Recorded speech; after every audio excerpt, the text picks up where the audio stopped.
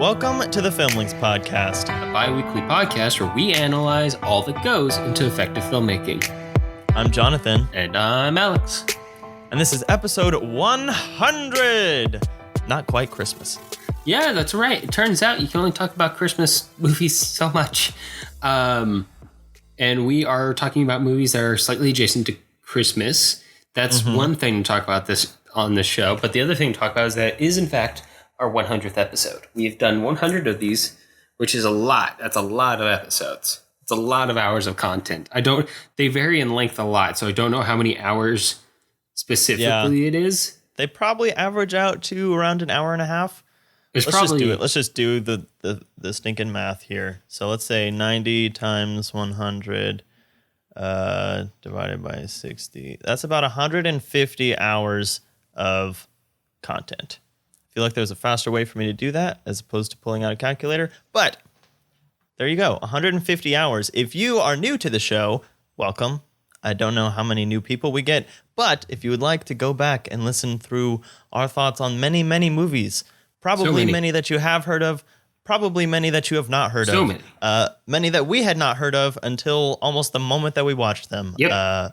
Some we were very pleasantly surprised by. Some we were not so pleasantly surprised by. And I will leave that up to you when you go see them. But for now, we're going to wrap up this season with some Christmas-ish movies. And no, we're not talking about Die Hard. We did Die Hard at the end of season 1, where we talked about like 5 Christmas movies in a row. Yeah, no, that was a lot. It was just like Christmas, Christmas, Christmas, Christmas, Christmas.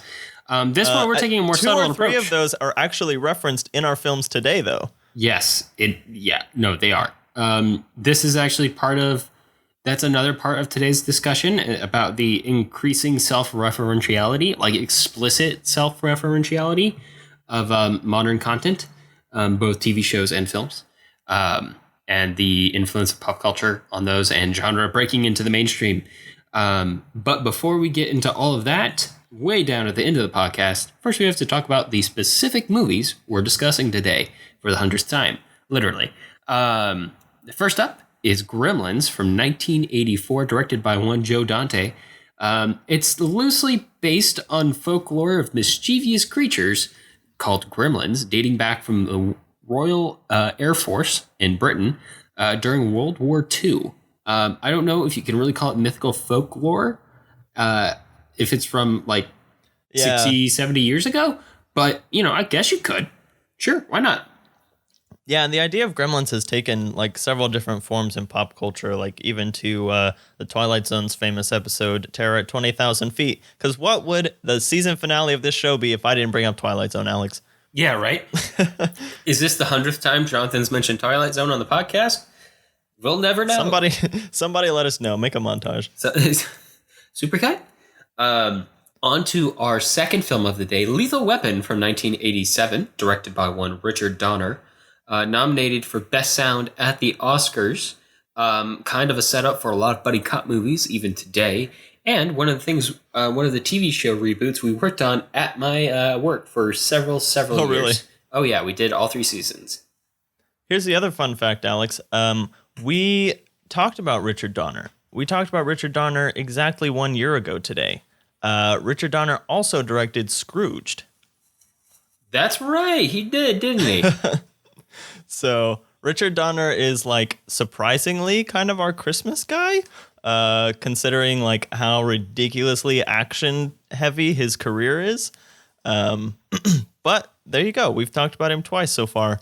And maybe someday we'll get to like the 78 Superman or Conspiracy Theory or something like that.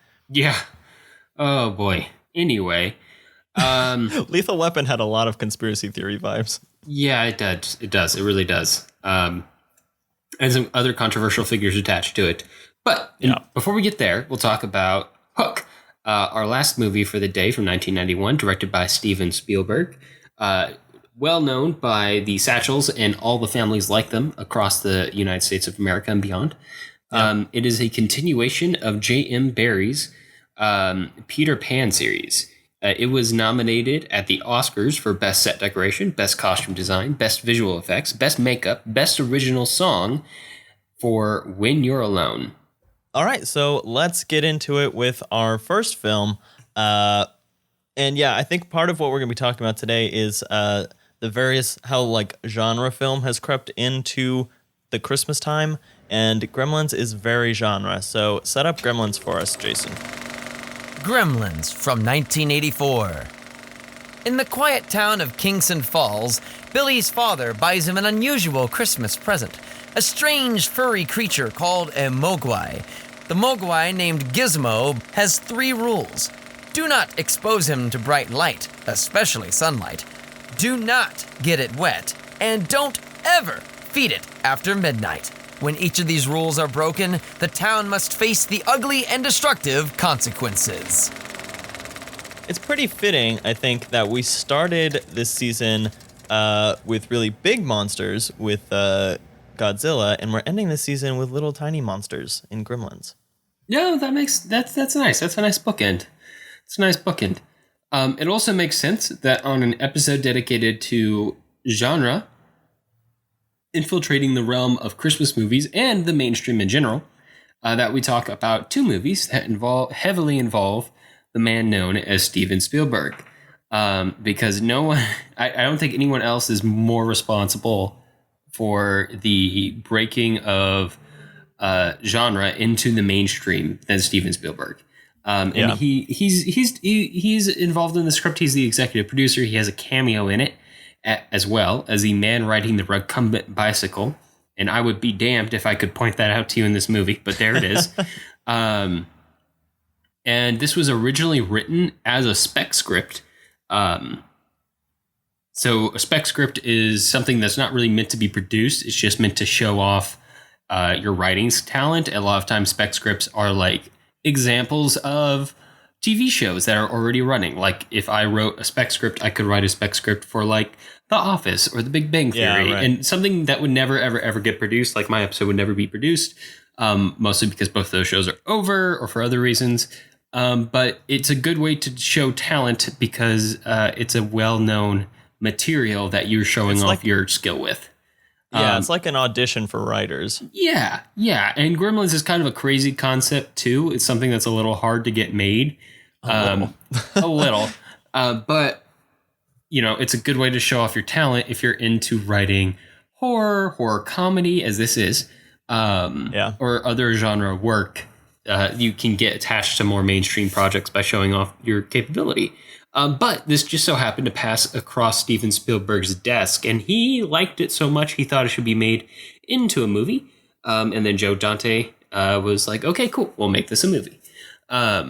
Of course, Spielberg was such a big name by 1984 that he was able to pull in the money capable to get this made.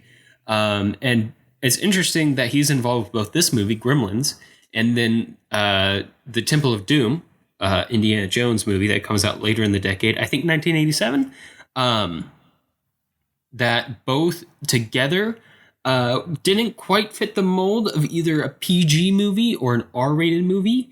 And so Spielberg himself wrote to the MPAA suggesting that they make a new rating in between that's for slightly older kids, but not quite suitable for very young kids. And hence the PG-13 rating was made. It wasn't applied to either of those films, but it was created mostly because of them and Spielberg. Jonathan, do you know what the first movie to actually be rated PG-13 was?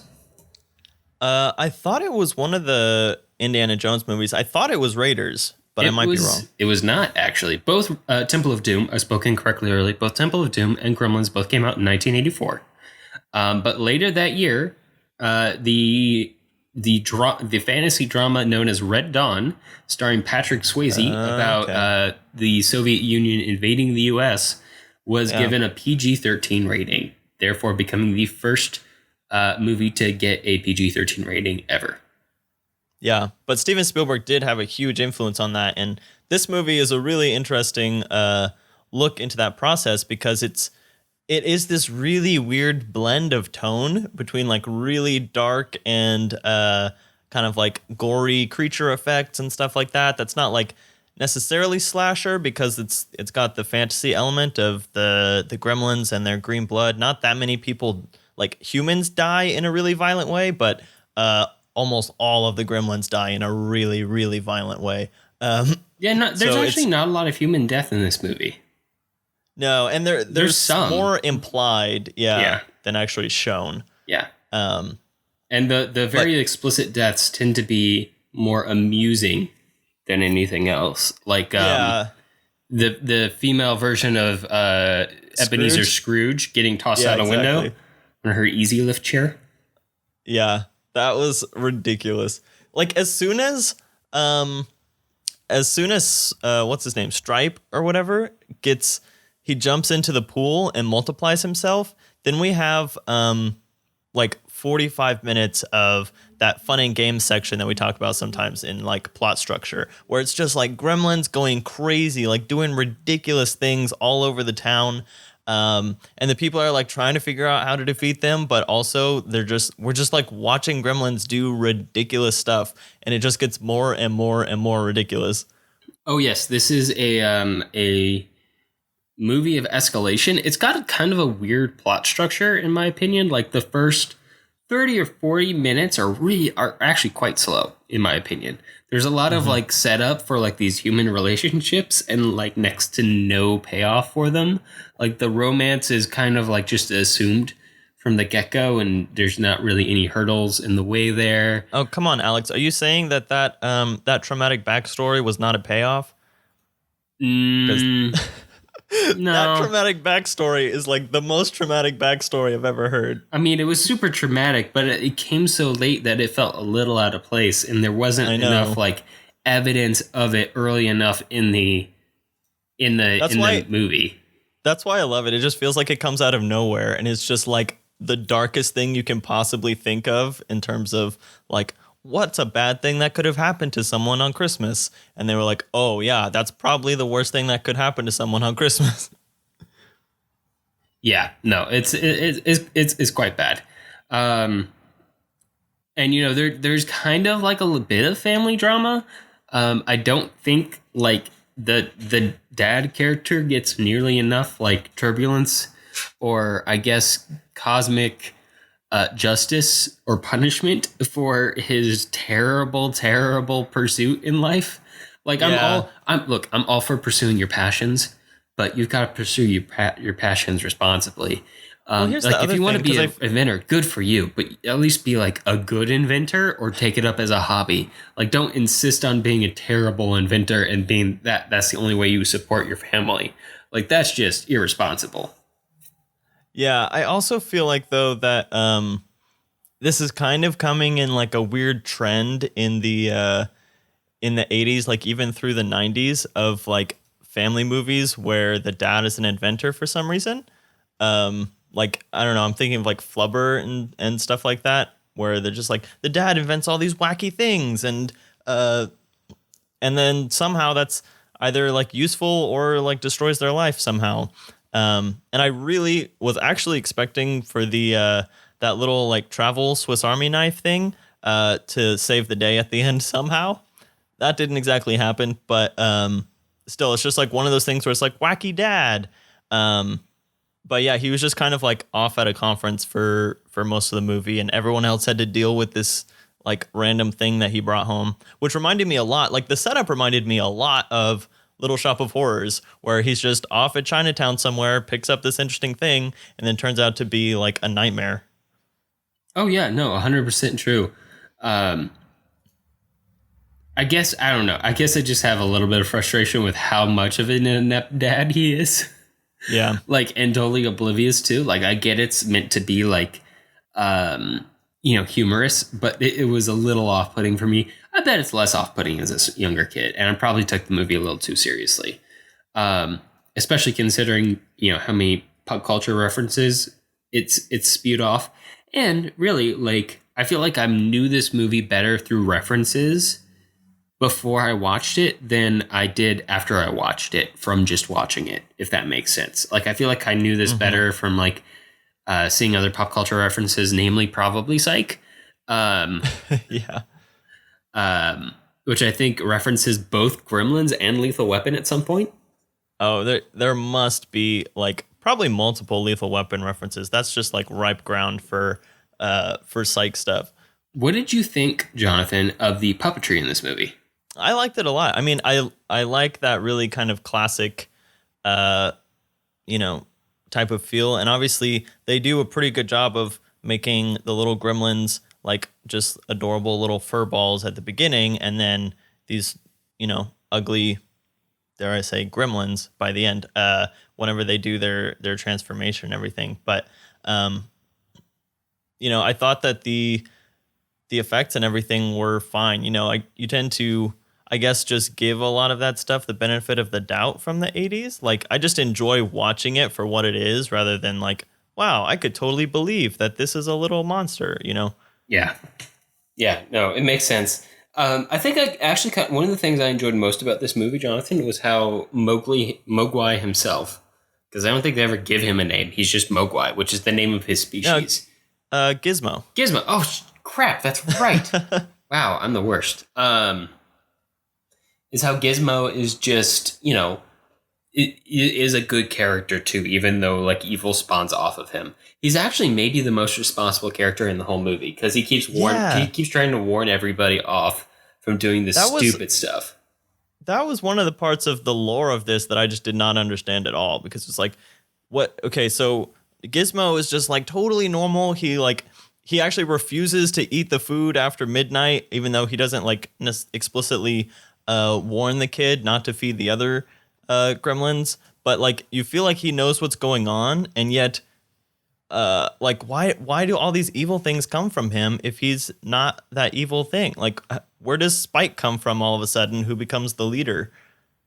I didn't understand like where the little transference kind of came from, I guess. Yeah, my guess is that Gizmo is a trained Mogwai.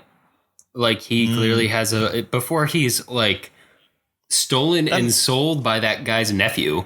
That guy was, that nephew was sketchy as crap. But how down on your luck do you have to be to steal your uncle's like really, really dangerous pet for $200 and give it to some random American off the street? And to be fair, I think he honestly was. I think the plot line with the shop was that the shop was in trouble because he sells really odd stuff, and the odd, creepy, ancient, mysterious market just wasn't booming in 1984. I guess it wasn't doing very well. So that the nephew's trying to save his uncle's shop, I guess. But come on. And clearly the uncle was a very, very responsible owner up until that point. Probably had trained Gizmo pretty well. I do like how he shows up at the end. Yeah.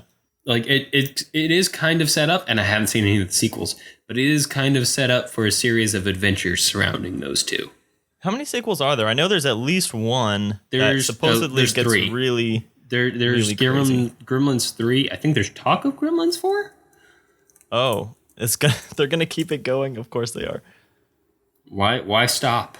All right, so anybody who's seen Gremlins and knows what a Furby is probably wondering if they're the same thing. And the answer is not intentionally.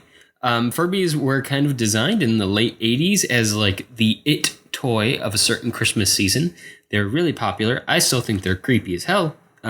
Change my mind, you won't. At some point, I did really want a Furby, I have to admit. Yeah. Okay, real quick, I just double checked. There are only 2 Gremlins movies. Somebody keeps trying to make a third. We'll see if it happens. Okay, gotcha. But yes, anyway, there are. So Furbies were a thing.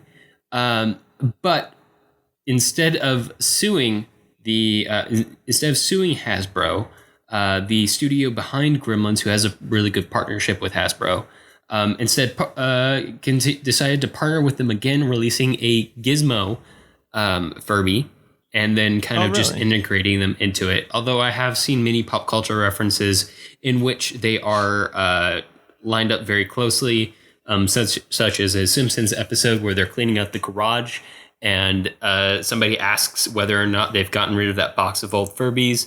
And the response is no, but I think they've gone bad, pan over, and the Furbies have all turned into gremlins and are closing in on the baby Maggie. Nice. So yes, they are very, very closely connected, but not intentionally. It kind of happened after the fact. Huh. Okay. Yeah. The more you know. I did not even know there was any connection between Furbies and Gremlins, even though they do kind of look similar. I just figured Furbies were way after the fact. Well, technically, they look close to Mogwai. They don't look close to Gremlins. That's true. Yeah. Okay. We're getting real technical with the lore. Technically, those are Mogwai, not Gremlins. Thank you very much. Respect your Gremlins lore. And the Gremlins probably technically have a different name that the Americans just call them Gremlins because of all the stories from World War II. Yeah, I'm sure. Like, unless we're assuming that in this world, they actually did use Gremlins to sabotage British fighting craft. I don't know. They didn't really answer that question. Nope. Okay, Alex. Gremlins prequel. World War II. What do you think? While that sounds interesting, I don't think the current set of filmmakers in power are capable of doing that in a fun way. I think it would be like too fun being the operable word. Yeah, like I think they'd miss the point and try to make it too like scary and like throw in some like meta level commentary about the world situation and try to make it too like emphatic, and it would end up being a flop because it wouldn't be fun. It would just be like gimmicky. Which is a good point, because this is like technically a thriller movie, and yet it's like I haven't seen this movie in a long time. And when I was rewatching it, I just forgot how insane some of these scenes are. And like, they're not even explained. Like the point where the Gremlins are in the bar and they're literally just mimicking various human actions that they've been alive for like one day. So there's no possible logical way they could, have known these things to mimic them. But they're just like, it's all just played for gags. And it's just hilarious because they're just running amok, doing all of these random things. And there's no like real logical purpose except to just make a bunch of jokes. Yeah, like what can we actually do that's funny with Gremlins? Let's do it. Let's have them raid a theater. Make them play poker and raid a theater. Have one dress up in drag. Maybe. I don't know. I don't know anything about Gremlin gender or reproduction. But there was definitely we do know one thing about Gremlin reproduction. Well, that's true. You're right, Jonathan. Don't get them wet. Don't get them wet. Yeah, so here's the other thing is like the kid gives him the Mogwai with the 3 instructions, but fails to explain the instructions at all. I feel like there would be a much higher chance that those 3 things would be followed if you were like, don't feed him after midnight or else he'll turn into a little green devil. Don't get water on him or else he will multiply many, many times, and don't let him see bright lights because he doesn't like it. I guess they're kind of, I said them backwards, but they kind of go in progressing amounts of danger.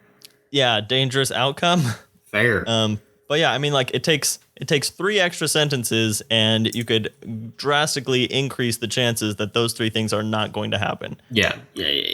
That's actually might be the most off-putting thing about this movie is how like calmly everybody treats the sudden appearance of this seemingly magical creature that appears in their midst. Oh yeah. Everybody just kind of like accepts it, like, oh, this is okay. This is normal. There's nothing wrong about this.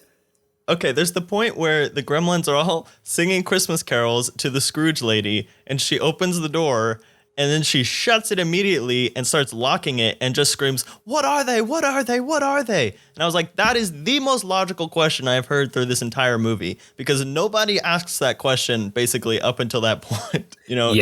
I don't know what the state of like information was. I mean, like they still knew like animals.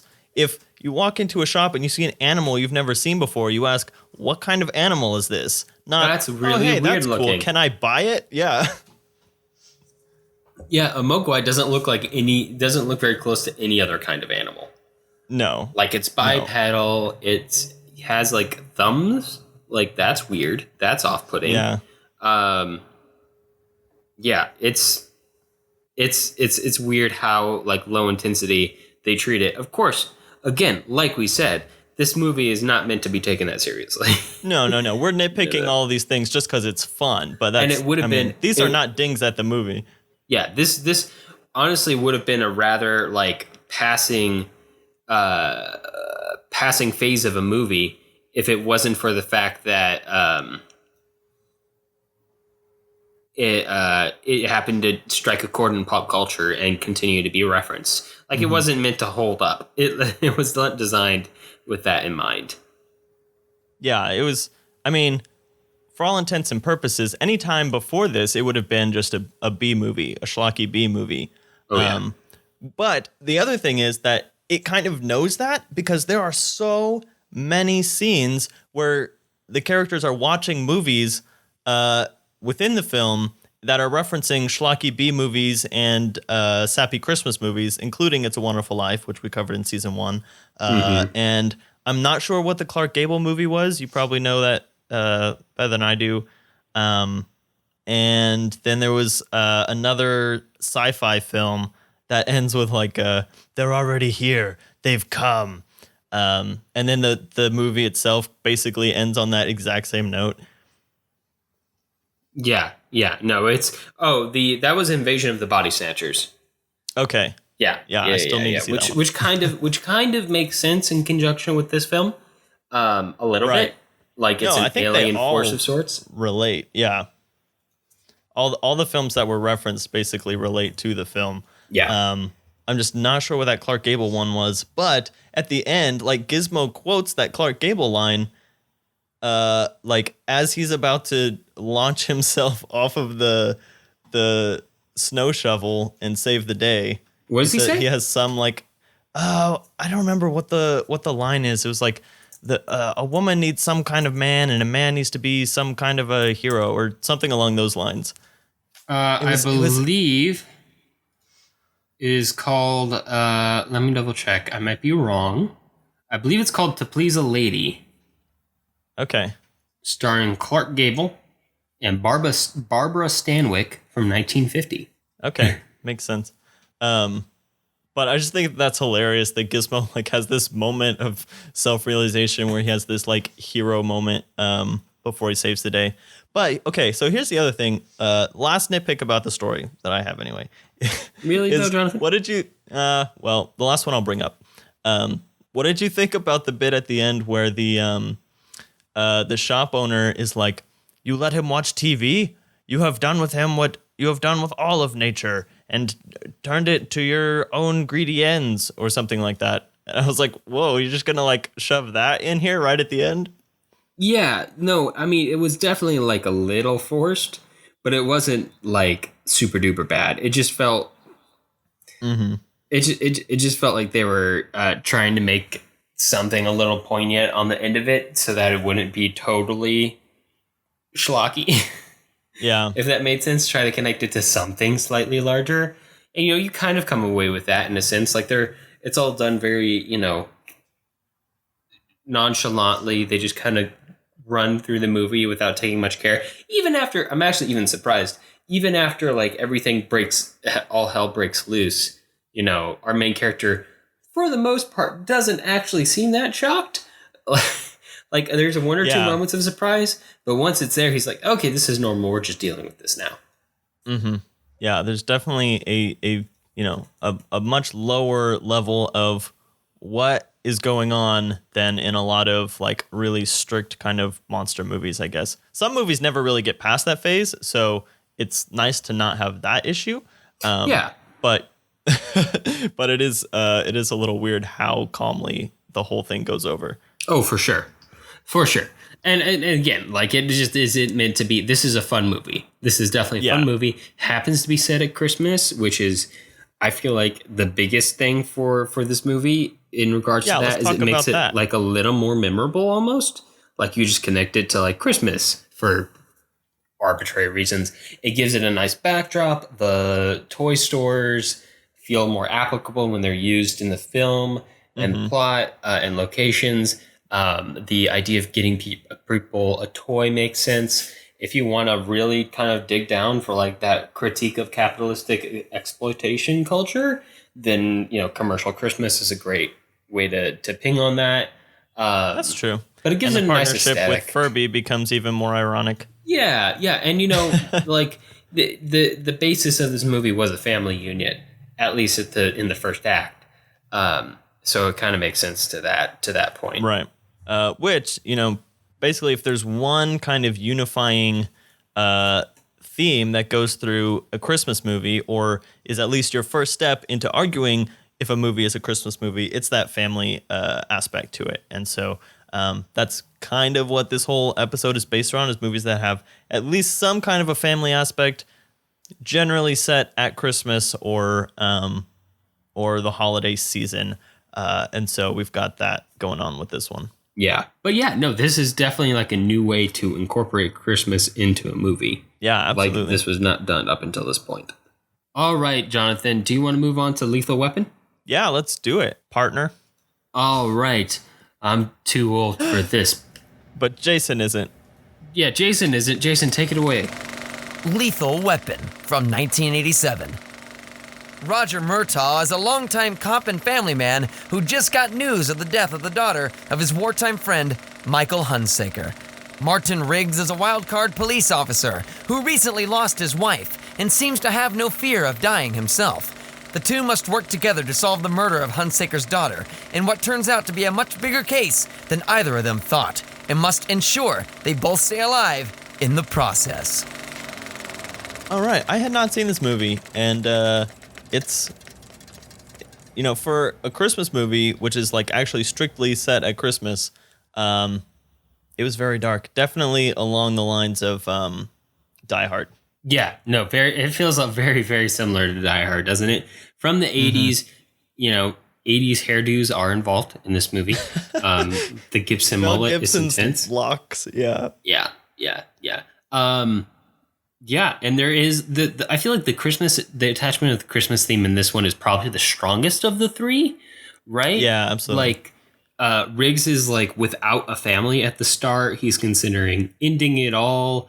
And like this, honestly, like shockingly poignant depiction of suicide and suicidal thoughts to come out in 1987. Like not the kind of sensitivity towards mental health that you'd expect. That's another thing I was really surprised by is, just kind of the depth of the situations and the performances, as far as like how, cause like Die Hard, he's, estranged from his family. He's got to get that connection back, but mostly it's about the action. This one is like actually, okay, they're dealing with some like heavy emotional stuff and they're dealing with all of that and also trying to catch bad guys.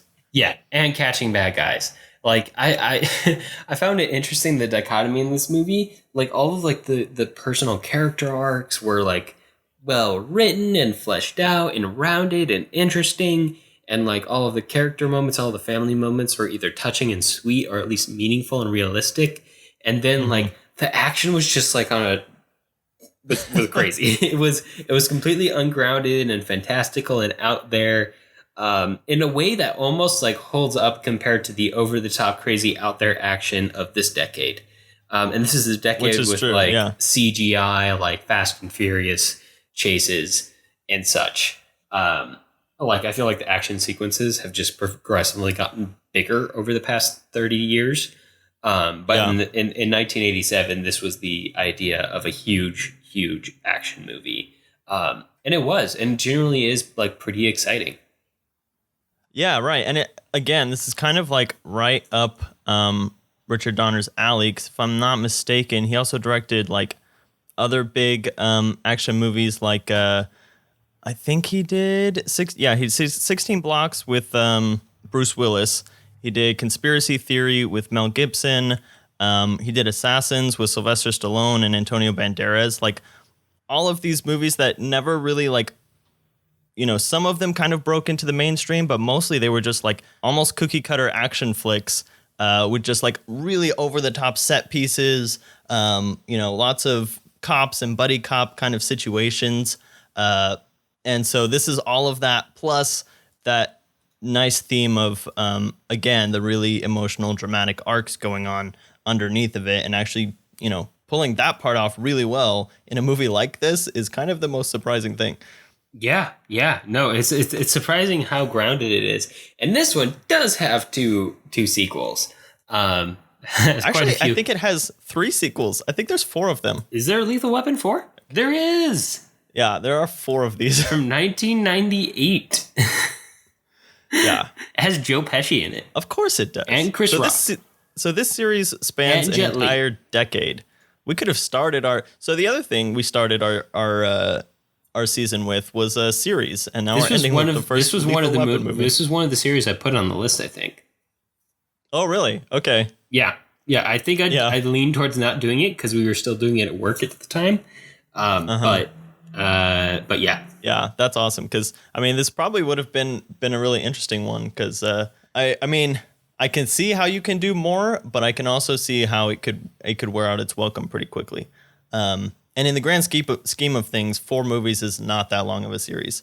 But not compared to like Godzilla. Yeah, seriously. Or even Pink Panther, ridiculously. But yeah, I think I was expecting it to be even more over the top than it was, even though there's like that. Okay, the climactic scene. I guess we're not really worried about spoilers for these movies either. I feel like no. I feel like even if you said what happened in this climactic scene without someone seeing it, it would the facts would be what you expect to have happened. They win.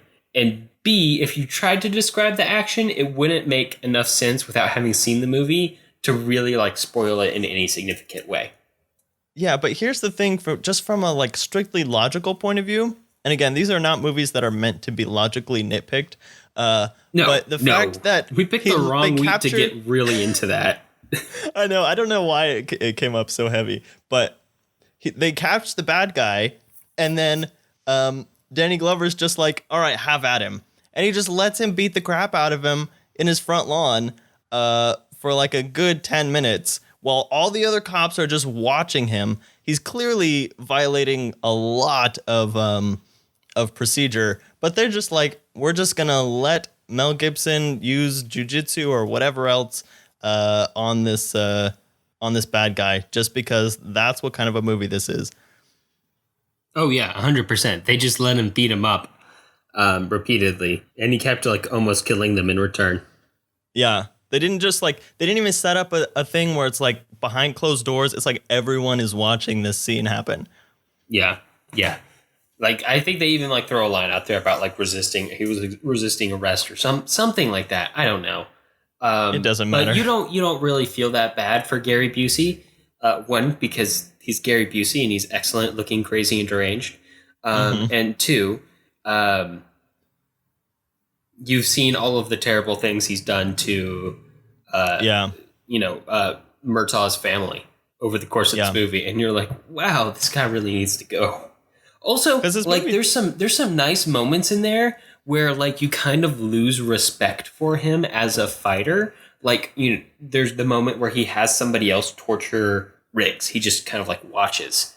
And then I think the moment where I go like, oh, this guy's kind of a little bitch, is when he runs away during the standoff in the desert when it goes bad. Oh yeah. And he kind of like hunches down and like runs back to the car, and he doesn't like retreat or he doesn't walk back casually. He doesn't even run upright. He like pulls out, like goes into a defensive mode in a way that doesn't make you respect him as a villain, but makes you root for the protagonist even more.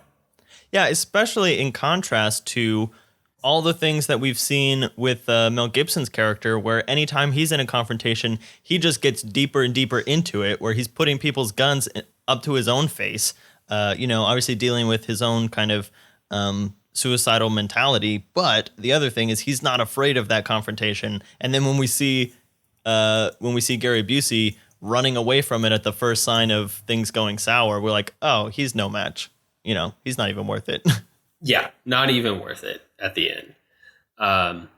Although they poured everything on in that last battle scene. They're like, let's get the rain out here. Let's get like the siren lights out here. Let's get the helicopter spotlight out here. Giant poles and nightsticks for weapons. They use canted angles a lot in this movie, but during that last fight scene, it was all canted angles for quite a while. Especially like there's like this, not the shot where they shoot him, but there's like a shot right afterwards where they're like, where Danny Glover's putting the cape back over Riggs. That's at an angle that I always remember because half this movie is shot at an angle. Yeah. And it has like this really wholesome like conclusion after that too. Like a very Christmassy conclusion. Yeah. And it's not like a saccharine conclusion either. It's not overly sweet. Like everything's it feels a little like messy. Like it feels real. Like that mess makes it feel real. Like how he brings the dog in and Burbank the cat, which that's a great name for a cat, like flips out. You know, that's funny. Or like the fact that their door's messed up and it has decorations drawn on it. Or the fact that, you know, Murtaugh isn't happy that his daughter has a crush on Riggs. Or all that stuff. And then he comes out and he has to fix that one little light bulb. Yeah. And then he walks inside. Yeah, no. It's those little, it's like humanistic touches like that make this feel really enjoyable. And I think give it legs to last. Because all of the movies that we were talking about today have actually, you know, lasted within the psyche for a long time. I think Gremlins did it for its pop culture references and its zaniness and, you know, how unique it was for the time and how it stuck around in the public psyche. And I think Lethal Weapon does it because it honestly is a movie that kind of sticks with you as being, wow, that was way better than I expected it to be. So good that they made 3 more sequels. Right. Which we cannot confirm or deny the efficacy of those films. That's a topic for a different podcast, possibly. He keeps getting too old for it. He just gets older and older and older. All right, Jonathan. Are you ready to move on to our final film of the day, Hook, from 1991? Let's talk about Hook. Jason, get us hooked. Hook, from 1991. Peter Banning, a successful legal attorney, struggles to disconnect from his work while vacationing with his family to London to visit the woman who helped him get adopted and also his wife's grandmother, Grandma Wendy. But their first night there, Peter's 2 children, Jack and Maggie, are kidnapped, and a mysterious note is left behind. With the help of a little bright fairy and a gang of orphaned children in a land far away, Peter must remember who he really is if he's going to save his family from a notorious pirate with a vendetta in this continuation of the beloved fairy tale, Peter Pan. Hook, hook, where's the hook? There's so much chanting in this movie, Jonathan. All right, Alex, this is like something that I learned. A cult. There's something that I learned about this movie after reading someone's review that I follow on Letterboxd. This was originally going to be a musical, which makes so much sense because of how exuberant like John Williams' score is and all the chanting, like all that stuff. It just like I could totally see it being a musical. Yeah, no, it kind of makes sense, right? And you know what I really like about the concept for this movie, Jonathan? What's that? Is that it's a good way to pay homage to the original without stomping on the original either. Yeah. Like it's not trying to redo it. It's just trying to continue it. I was kind of thinking that too, like how graceful of a reboot this is. Not even a reboot because they didn't do any more, but it's like compared to our current state of like, if you're going to reboot something, you've got to hit like all the little tiny points and you've got to like shove it in the audience's face. This is just like really simple. Like you get the idea. They're not rehashing anything like over the top. You know the characters and you're just kind of like seeing what happens. And they take it and they take kind of, I guess, what could be seen as a swing the other way in the Peter Pan story of, you know, never wanting to grow up and what happens when you grow up too much and you have to dial it back a bit and find your child again. Yeah, it's a good concept because the one thing Peter Pan was scared of most in the original stories about him that everybody knows is that he never wants to grow up. Mm-hmm. And so making that, you know, the whole concept for a movie to the point where it kind of just becomes like a midlife crisis movie And, you know, like, I think Spielberg is like in his 40s when he makes this movie too, which is, it seems poignant in a way. It's just a nice concept for a movie. For the first 30 minutes, I almost feel like it gets a little too bogged down in the world outside of Neverland. It almost feels like they're really stretching to get to Neverland, because the human world isn't nearly as interesting. But they do set up how neglectful he is and all that. Yeah. They also set up that really weird relationship with Great Grandma Wendy. Yeah, which is a big part of it, but it gets a little dicey. Like if you get too deep into the Peter Pan lore, which we're going to talk about, things start to get dicey, which is a thing. Like I grew up with this movie. So this is one of those movies where I have like a lot of nostalgia wrapped up in it, but the movie as a whole, every part of it does not hold up. And so we can definitely get into some of those odd parts of the story. Mm-hmm. So how familiar were you with Hook before we did it this week? I knew like the broad strokes. I think I had seen it on TV when I was younger, but I hadn't seen it repeatedly. Okay, because this is one of those ones where I'm like chanting all the lines as it goes along and stuff. Like I know this pretty darn well. Yeah, no, I kind of figured that talking about this movie would be a lot of satchel nostalgia. Yeah, so that's just to say that I kind of come to this movie with rose-colored glasses, so I'm really interested to know, like, because I know that a lot of people who didn't grow up with this movie are not like big fans of it.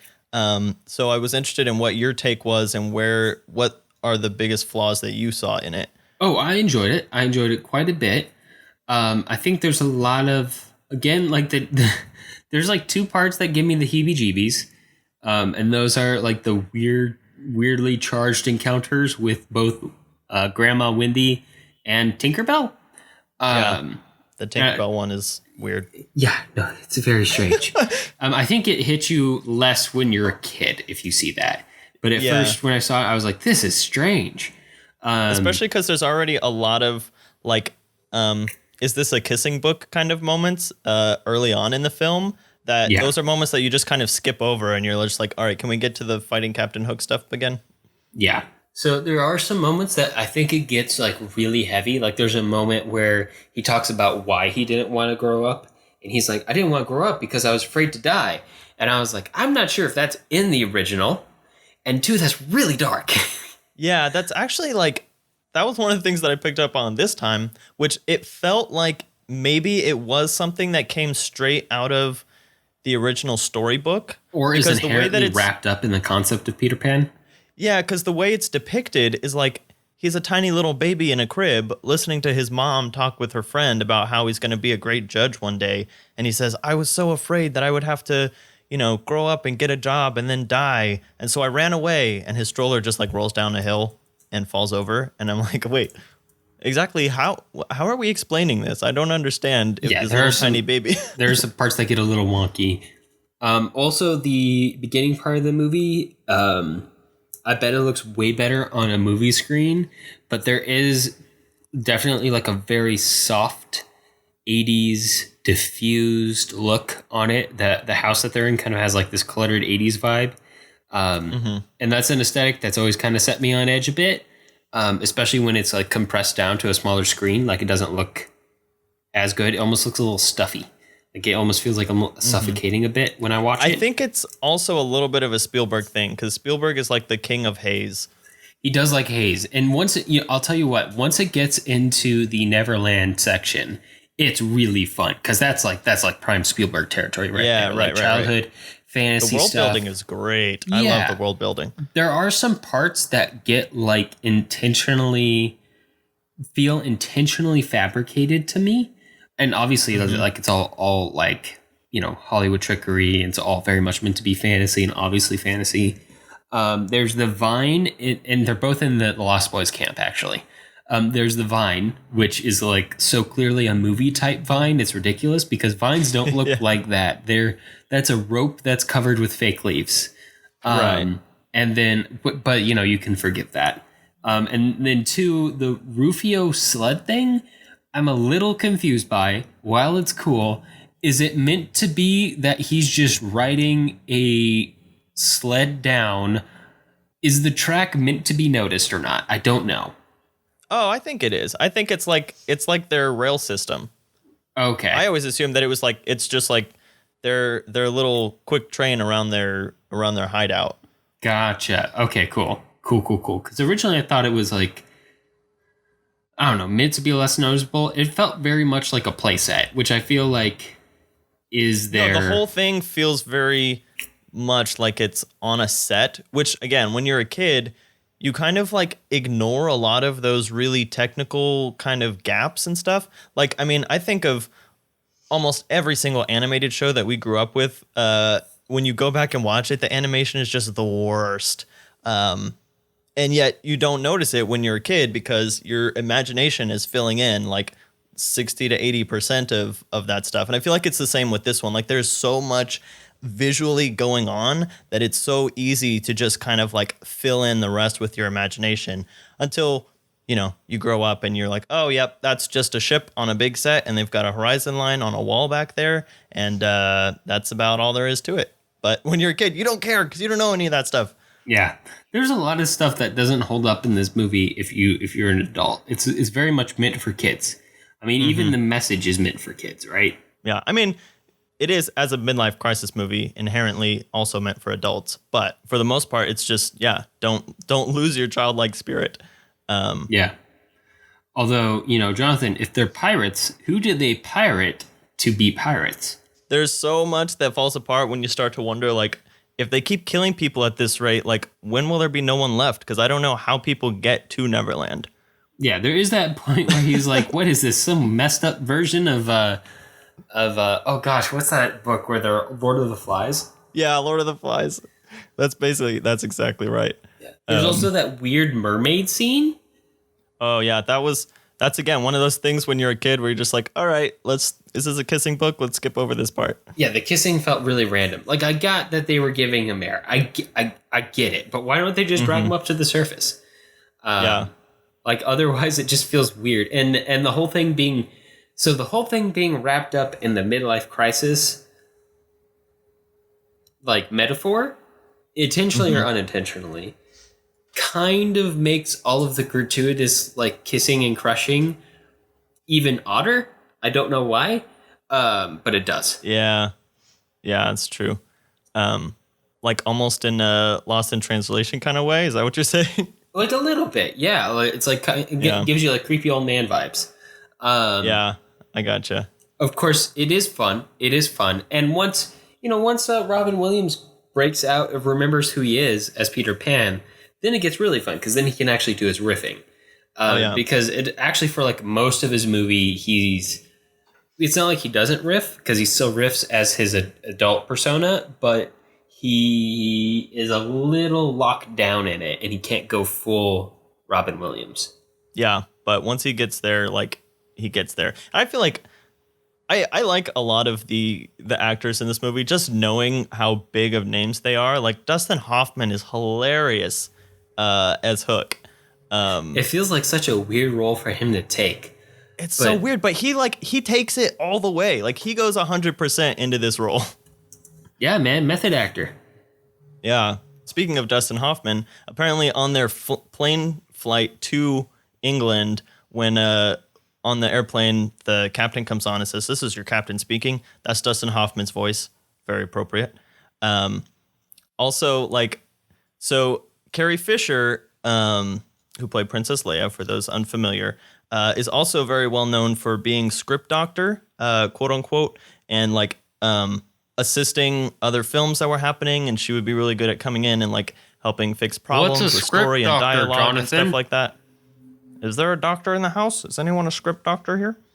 So Carrie Fisher helped write this film. She was involved in the writing process, and the couple, when Tinkerbell takes Peter Pan to Neverland and her fairy dust like lands on this couple that are making out and they start to float up. That's George Lucas and Carrie Fisher, apparently. Oh, really? Yeah.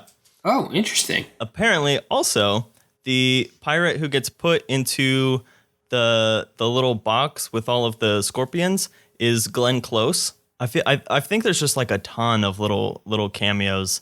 I mean, and the pirate scene the pirate scenes give so many opportunities for that. But here's the other thing about the pirates, Alex. I feel like the pirates in this movie are what any reasonable person would have expected the pirates in Pirates of the Caribbean to have turned out as. A little bit, yeah. You know, because they're almost like cartoonish. They're like almost like buffoonery party clowns or kind of a thing, like dressed up as pirates, because they do so many like just dumb and bumbling things that for pirates like based on a Disney park ride, you would kind of like expect that to be what Pirates of the Caribbean almost should have been. And we talked about this because we just talked about Pirates of the Caribbean a couple episodes ago. And so I think that's another reason that makes Pirates of the Caribbean such a shock. But in this movie, with this kind of tone and, you know, the whole movie is basically like a cartoon in the way that all of the action and the fighting and stuff happens. Like it just fits really well. Like the pirates are fun. They're not meant to be like truly intimidating. Yeah, no, they're not really meant to be scary. It kind of feels like the same way the Gremlins do once you get past the initial surprise of, oh, they're Gremlins, where it's like they're a threat technically from a plot standpoint, but you don't actually feel worried for the characters. Like, because if you felt too worried, maybe you wouldn't be having that much fun. Like it is kind of like a low pressure situation. Right. Okay, Alex, so here's the thing. We plugged this movie in because, first of all, it's one that I love and one that my family keeps in their Christmas box pretty much all year until we only get it out around Christmas time. But it's not technically a Christmas movie, which, again, is like the point of this whole episode. But this one is like the least explicitly Christmas because I think when they go to London, it's just winter and they're going for an event. But you can easily make that leap to like the holidays and they're going for Christmas and all of that. Yeah, no, like it definitely has like the warm, fuzzy, like Christmas just gives it like this appropriate aesthetic feel when you're outside of Neverland.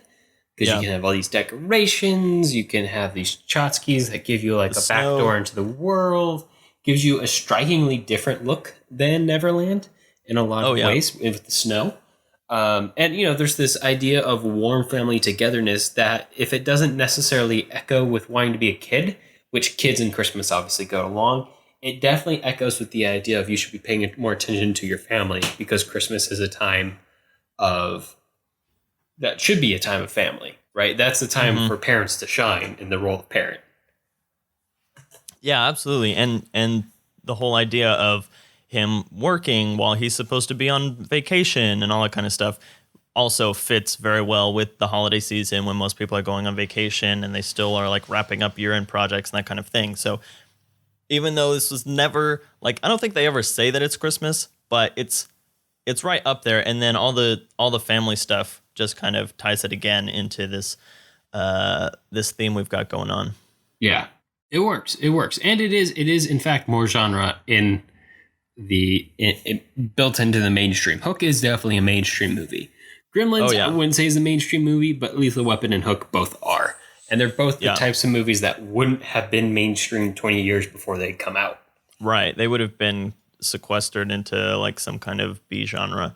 So yeah, I mean, I think that we pretty much covered the gamut of getting different genres into Christmas movies in various genres, from the thriller type of almost monster horror in Gremlins to straight up action in Lethal Weapon, and then like family fantasy in Hook.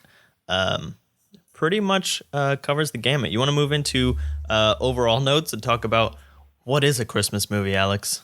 Let's do it. It's a movie set at Christmas, technically. But it's more than that. It's a movie that has something to do with the ideas that we generally hold to be true about Christmas, or we all identify with Christmas, right? Like there's most people, at least in America, because we're talking about American films and the American traditions of Christmas. If you say Christmas, they think of certain things. They think of family, they think of presents, they think of trees. Obviously they all have their own more unique experience. But there's certain things that have just been kind of built together as a culture to be associated with Christmas. And if you're going to use that in your movie, to have Christmas in there and then connect it either aesthetically or thematically to that, then you have a Christmas movie. So people will tell you Die Hard is a Christmas movie because it's set at Christmas. Kind of. Yeah, kind of. But it's also about a family coming together in a time of great need, you know? It's about underdogs and people shining when they really shouldn't be based on the situation around them. Those are all things connected to the Christmas story and Christmas in general. So, and just like these movies as well, they all are connected to Christmas beyond just their plot. They all are connected, at least thematically, as well. Yeah, absolutely. So, I mean, I've never been like a Christmas movie purist. I actually don't know that anyone is like truly that strict about, no, this movie's not a Christmas movie, but this movie is a Christmas movie. But I feel like people feel like those people are out there because they feel very strongly that they need to defend whether or not movies are Christmas movies. But I think that it's more of the spirit of the movie that makes a movie a Christmas movie rather than the technical, strict plot and setting of the film. Are we talking about Christmas spirits now? We talked about many, many Christmas spirits last season at our Christmas episode, but actually, I did want to bring that up because in Lethal Weapon, they watched the Alastair Sim 1950 whatever version of A Christmas Carol, which I thought was hilarious because that's such. It's a pretty obscure Christmas Carol reference, I feel like, but maybe it's more well known than I expected. Yeah, no, that is interesting, and it makes sense for the theme. I always like it when movies reference other movies, which is actually kind of significant for today's set of movies because they're all movies that are a little referential to other movies, and this is something we saw John Carpenter do, and he was making movies around the same time, and something that kind of starts around this time as movies begin to be made by other people who grew up making or watching and studying movies and enjoying movies and wanting to include the movies they like in those films as movies become more self-referential in like the wider sense. And I feel like it's something that's only gotten stronger. Like people have just continued to want to become even more referential to other movies over the past few decades. And part of that has to do with, stuff we've talked about a lot before, like directors are coming up, or in this culture of like studying film and stuff like that ever since, the French New Wave and all that kind of stuff. And so it almost becomes like a badge on your chest that you could say like how many movies you can throw into your own movie, which I know is rich coming from us as like a movie podcast that's covered almost 300 movies by now over a course of 150 or some odd hours. Mm-hmm. But it is, and here's the other thing though, is because when you read a lot of like classic literature from like the 1800s, they do the same thing. They're referencing other literature and they're making commentary on books and novelists and stuff like that.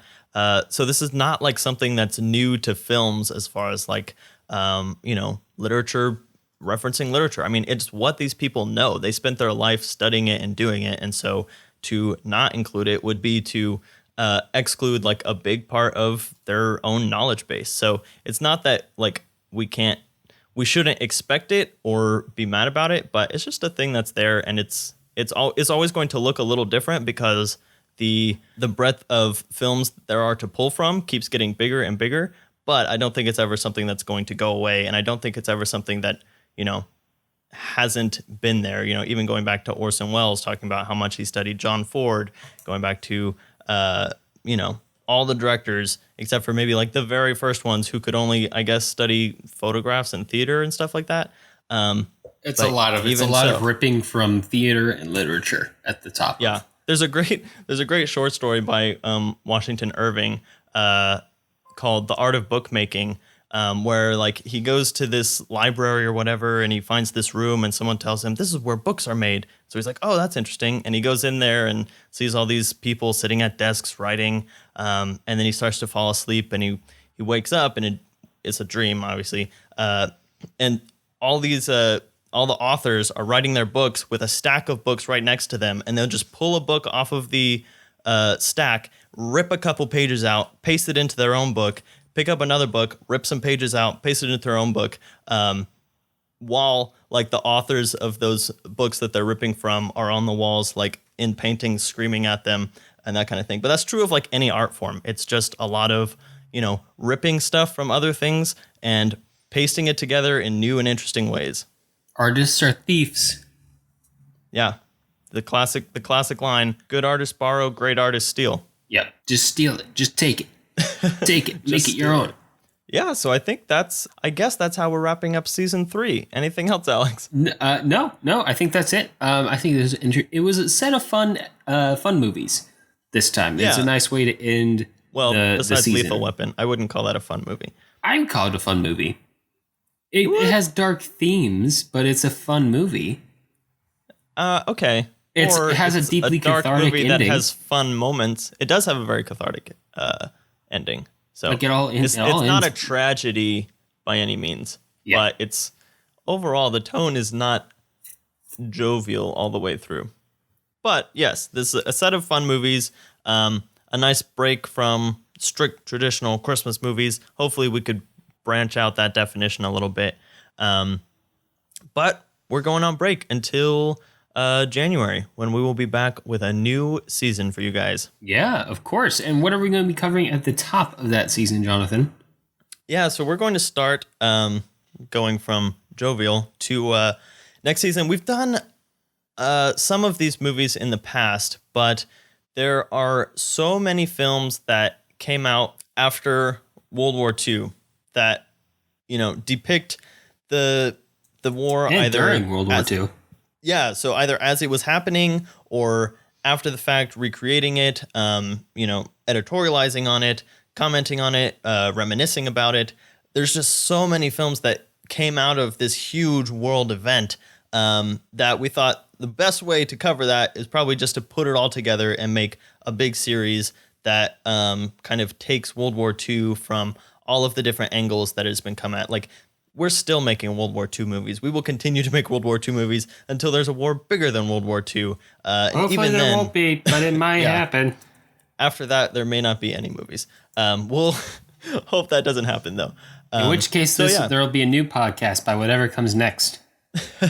About survival guides. The mutated raccoons that take over the earth. The new hit genre will be pre-apocalyptic movies. Oh, I feel like I'm. That's one of the things that I'm most interested to see over the next few years, Jonathan. Just as a random note, is when the post-apocalyptic phase is going to die out, because I think people are starting to get a little tired of it. You're saying that the genre is kind of like a Walking Dead genre? Yeah. Yes, that's what I'm saying. Bad jokes is my thing, Jonathan. Stop. Okay, I'm sorry. It's the end of the season. I'm a little loopy. Yeah, no, but that's a topic to discuss on a different episode. So yeah, we're going to do a multi-part series on World War II at the top of next season and we'll figure out what we're putting on it. In fact, we'll probably be announcing that during the last bonus podcast of this season. That'll be coming up very shortly. Yeah, absolutely. So speaking of, if you would like to support the show, you can do that on Patreon or Ko-fi. If you subscribe to our bonus podcast level of Patreon, the last thing we talked about, I can't even remember. Oh, it was The King on Netflix, new Netflix release. And as Alex said, our next one will be kind of a sneak preview at our season 4 lineup, some of the things that we're already planning to do. So if you would like to get a little jump on next season, you can go subscribe to us on Patreon. And our latest Patreon commentary track is the Asphalt Jungle, recorded by Alex. Dun, dun, dun. Bum, bum, bum. Well, that's about all the time we have for this season. If you have movie suggestions for us or just want to reach out, I can be found on Twitter at JSSatchel. And I'm at Alex Geringer. And I'm at the Blue Jay, 1994. And to find links to things that we talked about today, you can view them on the blog at thefilmlinks.com. If you like the show, let us know. Leave us a review on iTunes so other people know what we're all about. We definitely appreciate it. Talk to you next time. All right, see ya.